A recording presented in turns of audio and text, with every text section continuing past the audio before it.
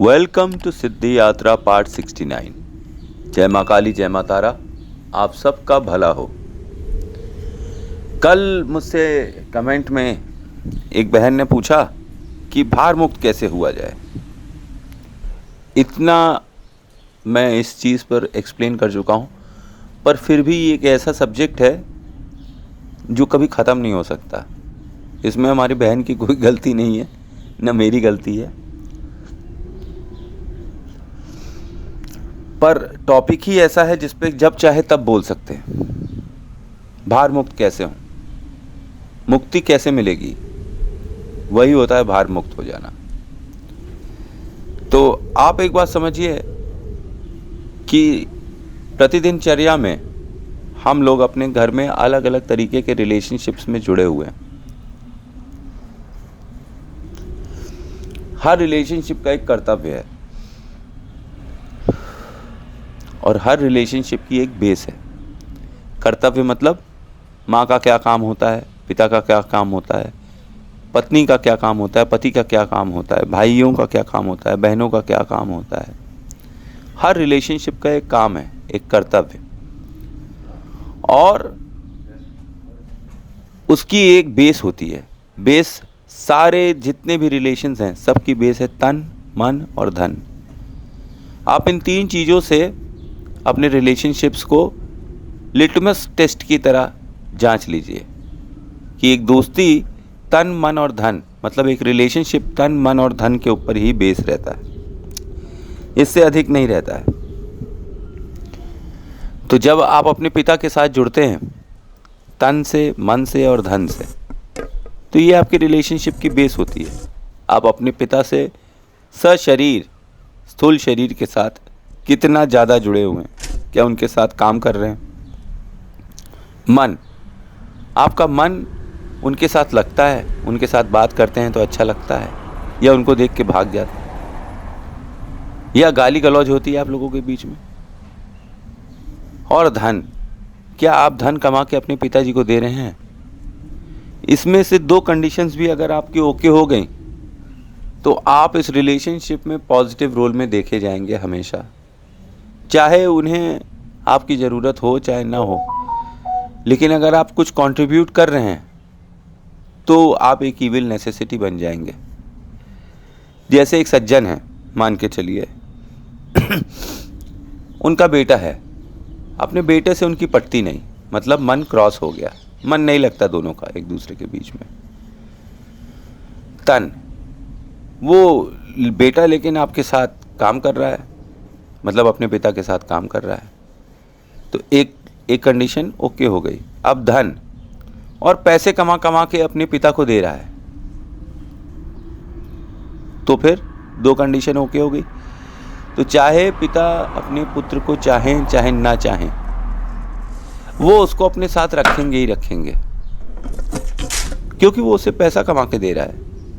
जिस दिन इन कंडीशंस में कुछ कंडीशंस गायब हो जाएंगी, दो में से एक भी, तो ये रिलेशनशिप टूटने लगेगा। अगर यही एक सॉलिड फाउंडेशन का रिलेशनशिप होता तो तन, मन और धन तीनों ही एक साथ एक्टिव हो जाते। जब तीनों एक्टिव होते हैं तब तो बॉन्डिंग बहुत ही श्रेष्ठ होती है। इसी प्रकार से आप अपनी माँ को समझ लीजिए कि माता के साथ आपका कैसा रिलेशन है, तन, मन और धन। आप जब शरीर के साथ अपने माँ के सेवा करते हैं, पैर दबाते हैं, किचन में हेल्प करते हैं, कोई भी तरीके का कंट्रीब्यूशन करते हैं माँ की लाइफ में, तो एक कंडीशन तन की ऑन हो गई। मन, जब आप दोनों साथ में बैठते हैं तो क्या बातें होती हैं, क्या आप लोगों का मन लगता है साथ में बैठने में, कि झगड़ा हो जाता है, कि माँ कुछ ऐसी कटी जली बातें करने लगती है जो कि मन को चुभती है, जैसे पिता भी कर सकता है या आप भी कर सकते हैं। उसी प्रकार से भाई बहनों के साथ भी वही है कि तन, मन और धन। उसी प्रकार से पत्नी के साथ भी है, पत्नी के साथ तो और भी है, तन, मन, धन। पत्नी आपकी सेवा करती है तन से। क्या जब आप दोनों बैठते हैं तो आप दोनों का मन एक ही भाषा बोलता है। और धन, क्या पति घर में पैसा लेकर आ रहा है। पति पत्नी के इस रिलेशन में तन मन धन, यही तीनों चीजें साथी हो जाती हैं। क्या पत्नी तन से साथ है? क्या पत्नी मन से साथ है? क्या पत्नी धन के साथ साथ है? क्या आपने अपना काम किया है? आपने अपना तन दिया है पत्नी को, अपना मन दिया है पत्नी को, और धन दिया है पत्नी को, तो आपकी बॉन्डिंग बहुत सॉलिड हो जाएगी। इसी के वाइस वर्सा कर लीजिए कि क्या पत्नी अपना तन कंट्रीब्यूट कर रही है आपके लिए, मतलब शरीर से आपकी सेवा कर रही है, मन से साथ में है। जब वो आपके पास आती है तो उसका जो भी मन होता है, क्या आप उसे पूरा कर पाते हैं? मान लीजिए कि आपकी पत्नी हाउसवाइफ है, तो क्या जो उसके मन में है वो आप पूरा कर सकते हैं? अब कई केसेस में मन बहुत बड़ा हो जाता है। कोई क्रेटा से भी खुश हो जाता है और कोई रोल्स रॉयस से भी खुश हो जाता है, कोई ऑडी से खुश हो जाता है। खुशी की एक लिमिट होती है हर इंसान की कि इतने में ही हम खुश हो जाएंगे। अब ये डिपेंड करता है आपके पार्टनर पे कि आपके पार्टनर के मन में क्या चल रहा है। हो सकता है उनकी सोशल सर्कल काफ़ी बड़ी हो गई हो, उनके आस पड़ोसी और उनके दोस्त यार सब बड़े भारी हो रहे हों, तो उनकी इच्छाएं भी बड़ी हो जाएंगी, भले ही आपकी जेब छोटी हो। कई बार ऐसा होता है कि आप मुसीबत में फंसे रहते हैं, तब आपको पता चलता है कि कौन आपके साथी हैं और कौन नहीं है। लेकिन तन मन धन का कॉन्सेप्ट चाहे नौकर हो चाहे घर के सदस्य हों, सबके साथ चलता है। अगर आप इन तीन चीज़ों के ऊपर मास्टर कर लेंगे तो आप किसी भी रिलेशनशिप को पकड़ सकते हैं, बना सकते हैं, बिगाड़ सकते हैं, जो चाहे वो कर सकते हैं।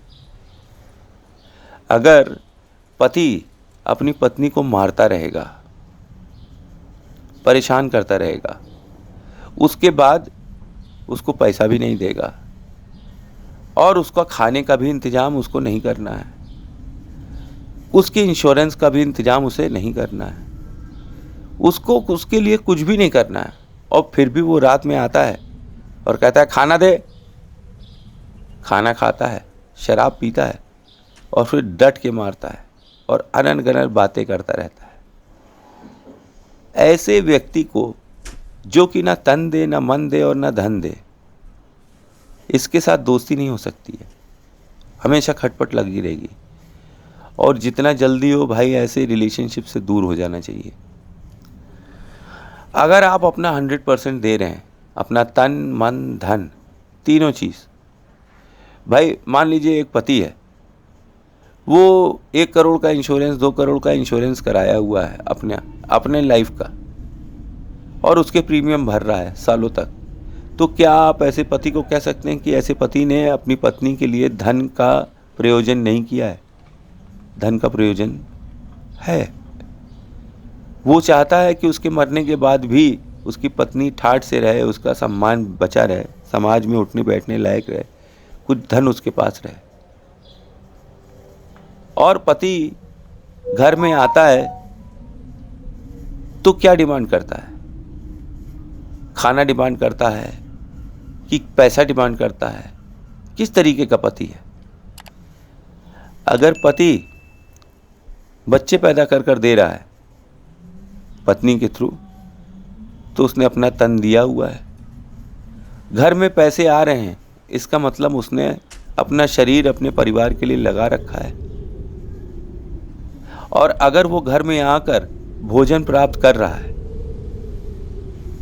आनंदमय भोजन, ये नहीं कि पंखा हाँके जा रहे हैं और गरियाए जा रहे हैं।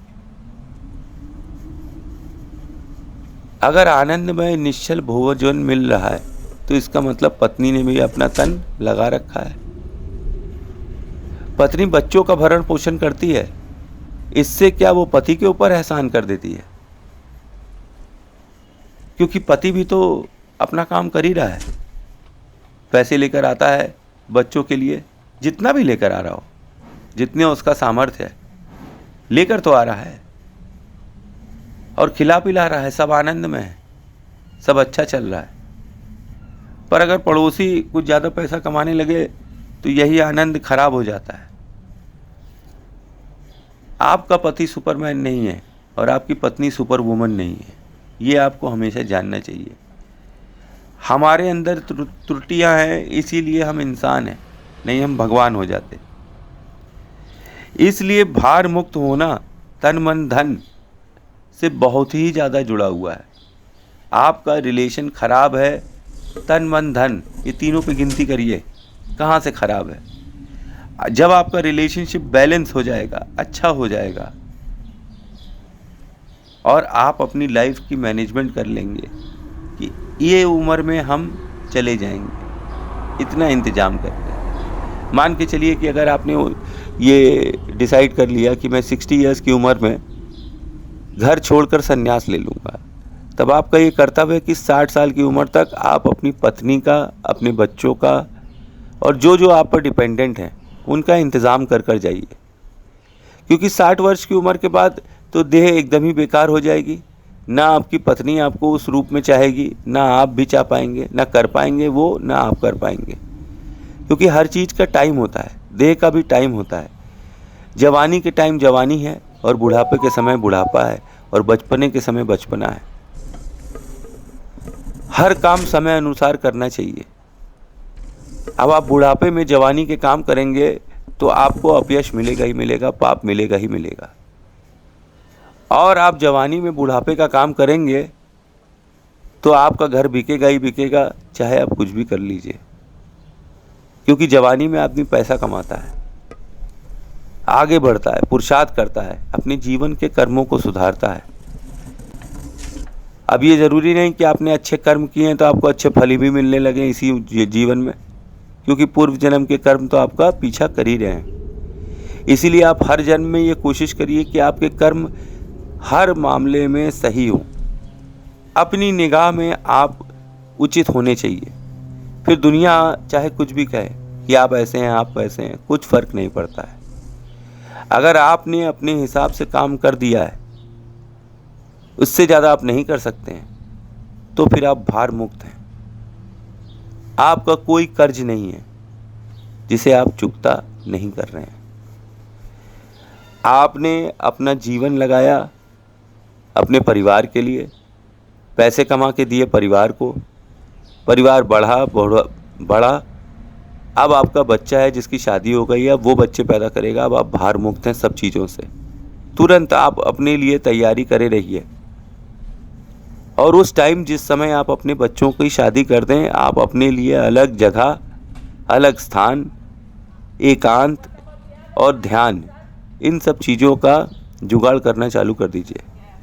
क्योंकि अब आप भार मुक्त हो गए हैं, अब आप ईश्वर से मिल सकते हैं। ईश्वर से वही मिलेगा जो अपने बंधनों से मुक्त है और भार मुक्त है।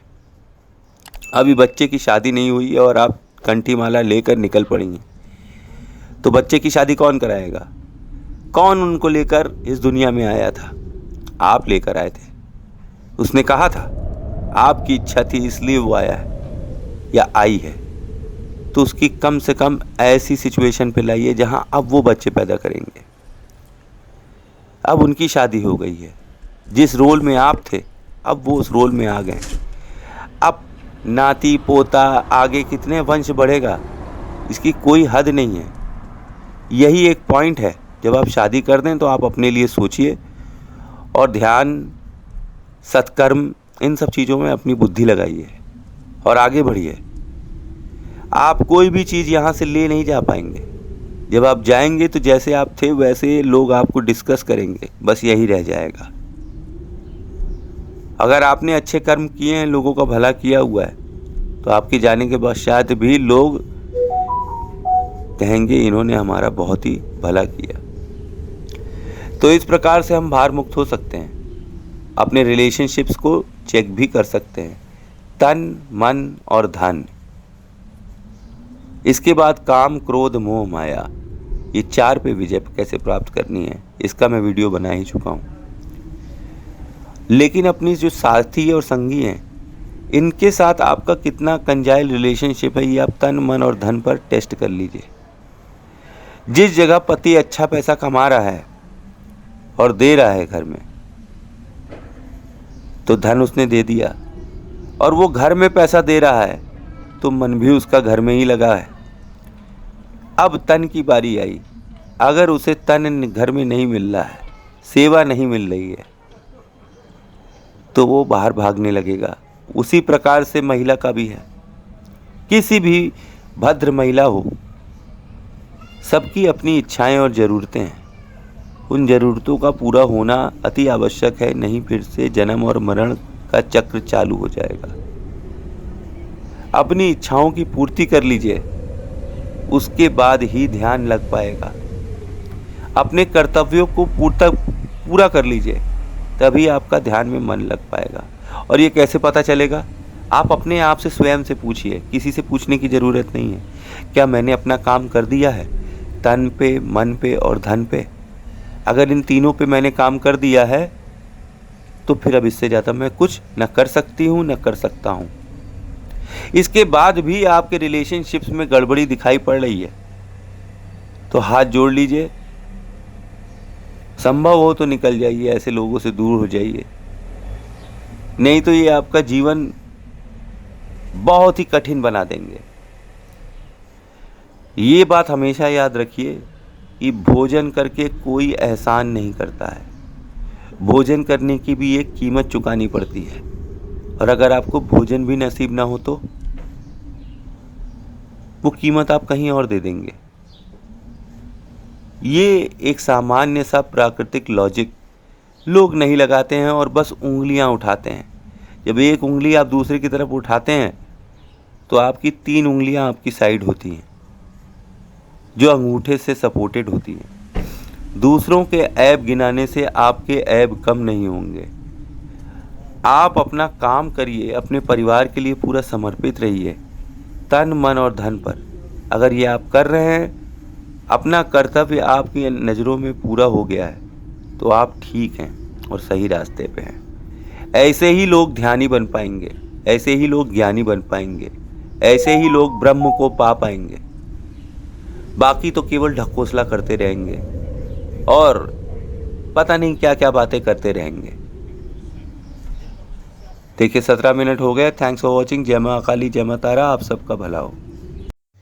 ओम क्रीं कालिकाय नमः।